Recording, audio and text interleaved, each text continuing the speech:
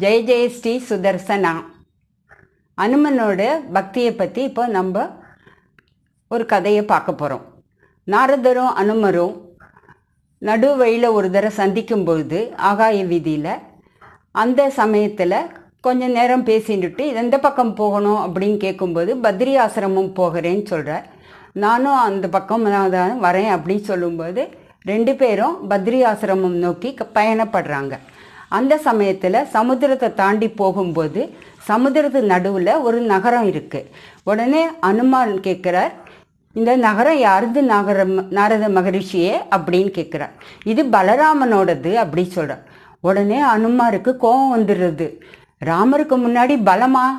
ராமருக்கு இல்லாத பலமா? யார் அது பலராமன்? அந்த பலன்றதை எடுத்துடணும், இனிமேல் பலராமன்ற பேர் வரக்கூடாது அப்படின்னு ஆவேசமாக சொல்கிறார்.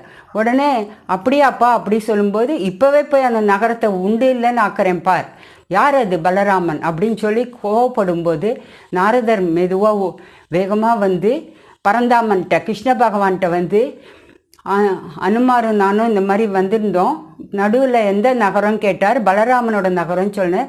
ராமனுக்கு முன்னாடி பலமா?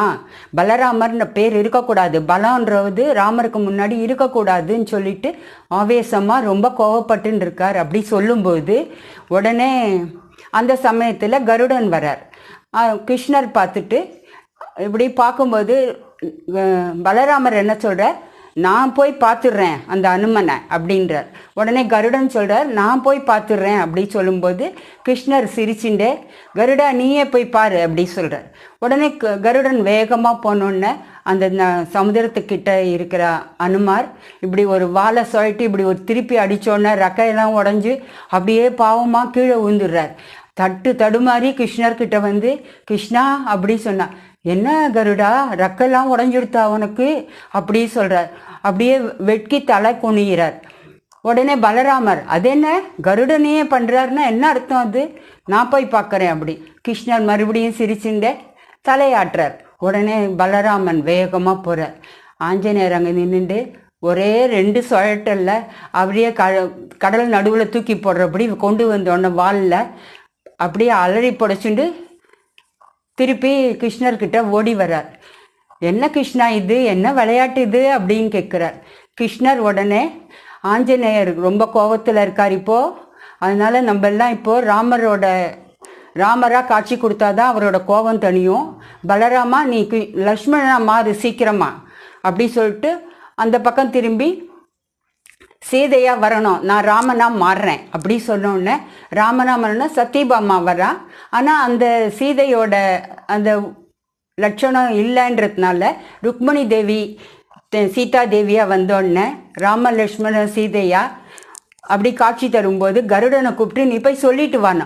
அச்சோ நான் மறுபடியும் போக மாட்டேன்ப்பா அங்கே அப்படி சொல்ல. இல்லை நீ சொல்லு, பட்டாபிஷேக ராமர் உனக்காக காத்துட்டுருக்கார், அதனால கொஞ்சம் வாப்பா அனுமா அப்படி கூப்பிடு, உடனே பணிஞ்சுன்னு ஓடி வந்துடுவார் அவர் அப்படி சொல்கிற. உடனே இவர் திருப்பி போய் பட்டாபிஷேக ராமர் காத்துட்டுருக்கார் அனுமாரே அப்படி சொல்லும்போது, அப்படியா இதோ நான் வந்துட்டேன் அப்படி சொல்லி கருடன் மேலே ஏறி உக்காந்துட்டு கிருஷ்ணரோட மாளிகைக்கு வர்றார். அங்கேருந்து கிருஷ்ண பகவான் சிரிக்கிறார். பெரிய திருவடி மேலே சிறிய திருவடி, என்ன அழகாக இருக்குது இது. நம்ம ராமாயண காலத்தில் அனுமார் நமக்கு செஞ்ச உதவிக்கு ஒரு முத்து மாலை கொடுத்தோம், ஆனால் அது பெரிய விஷயமே இல்லை. ஆனால் அனுமானுக்கு எவ்வளோ செஞ்சாலும் சரியாக இருக்கும். சரி, இந்த காட்சி ரொம்ப நல்லா இருக்கே அப்படி சொல்லி ரசித்து சிரிக்கிறார்.